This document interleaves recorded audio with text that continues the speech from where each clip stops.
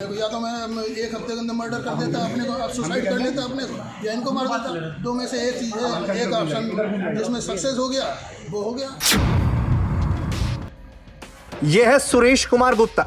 उम्र तकरीबन 60 साल के आसपास लग रही है। इसी उम्र में अक्सर लोग रिटायर हो जाते हैं, लेकिन इन्होंने कुछ ऐसा किया जिसे सुनकर लोग दंग रह गए। दरअसल इन्होंने शाहजहांपुर के कोर्ट परिसर में घुसकर एक वकील को पॉइंट ब्लैंक रेंज से गोली मार दी। जब तक कोई कुछ समझ पाता वो यहां से निकल गए। आनन फानन में घटना की जानकारी पुलिस को दी गई। मौके पर डीएम, कप्तान, दरोगा, संतरी सब पहुंच गए। मीडिया से सोशल मीडिया तक ये मामला छा गया। यहां तक कि कांग्रेस महासचिव प्रियंका गांधी ने भी इस मामले को सरकार की विफलता से जोड़ दिया। लेकिन असली क्लाइमेक्स तो अभी बाकी था।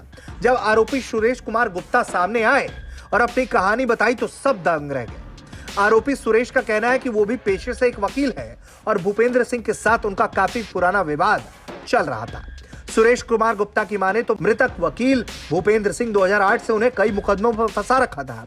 जब भी उनके हक में कोई फैसला आता तो मृतक भूपेंद्र सिंह उस पर रिव्यू पिटीशन दायर कर देता और मामला फिर खिंच जाता, जिससे तंग आकर उसने उसे मारने की या फिर खुद आत्महत्या करने की ठान ली। लेकिन उन्हें मौका मिल गया और बिना कुछ सोचे समझे उन्होंने देसी कट्टे से भूपेंद्र सिंह की कनपट्टी पर गोली मार दी, जिससे उसकी मौके पर ही मौत हो गई। 24 मुकदमे डाल रखे, सारे मुकदमे क्रिमिनल हमारे ऊपर डाल रखे थे। मैं कहीं पर दोषी नहीं हूँ, मुकदमे बंद होने नहीं देते थे। और अगर कोई मुकदमा बंद होता था तो उसका रिवीजन डाल देते कि जजमेंट गलत हुआ। मुकदमे तो 2008 से आप बता रहे हैं कि चल रहे थे, तो आज ऐसा क्या हुआ जिसकी वजह से आपने उनकी हत्या आज मैं की? बर्दाश्त नहीं कर पाया अपने को, या तो मैं एक हफ्ते के अंदर मर्डर कर देता अपने को, अब सुसाइड कर लेता अपने को, या इनको मार देता। दो में से एक चीज़ है, एक ऑप्शन जिसमें सक्सेस हो गया वो हो गया। हालांकि पहले इस मामले को लेकर पुलिस के हाथ पैर फूल गए, क्योंकि कोर्ट परिसर में घुसकर किसी को गोली मारने का मतलब है सीधे सीधे प्रशासन को ठेंगा दिखाना।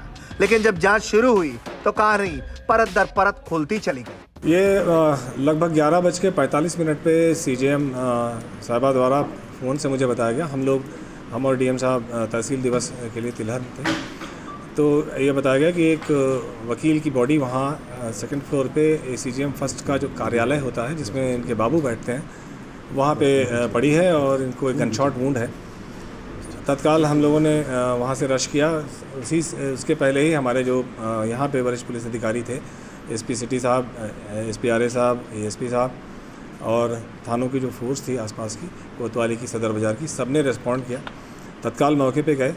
मौके पे जो स्थिति थी उससे ये दिख रहा था कि उनके कनपट्टी के थोड़ा सा पीछे एक गनशॉट वुंड था। उनके बॉडी के बगल में ही एक 32 बोर का कट्टा एक पड़ा हुआ था, देसी तमंचा जिसको कहते हैं, वो पड़ा हुआ था।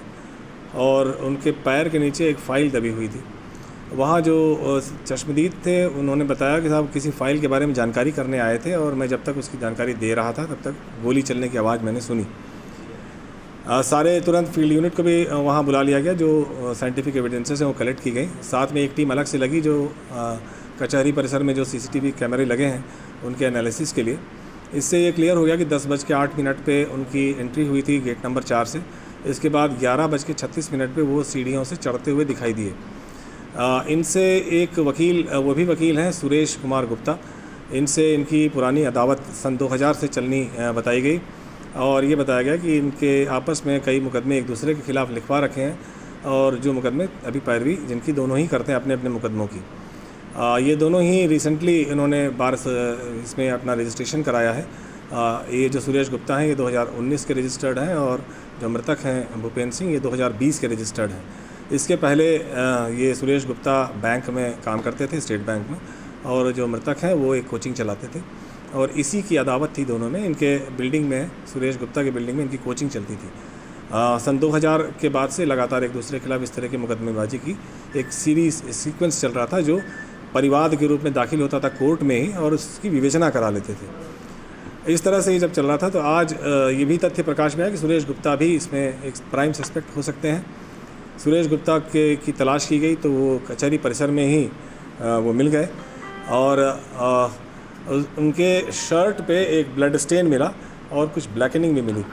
उनसे जब पूछताछ हुई तो उन्होंने इस घटना की स्वीकारोक्ति की है और इसी कारण से उन्होंने बताया कि हमने ये गोली चलाई इनके ऊपर कि ये बहुत लंबे समय से मुकदमेबाजी चल रही थी और इससे दिमागी रूप से बहुत वेक्स्ड हो गए थे। खैर, इस मामले में मृतक के भाई ने कई और लोगों को भी आरोपी बनाया है, लेकिन सवाल एक बार फिर वही है कि कैसे कोर्ट कचहरी के चक्कर ने एक बुजुर्ग वकील को कातिल बना दिया। शाहजहांपुर से विनय पांडे की रिपोर्ट, यूपी तक।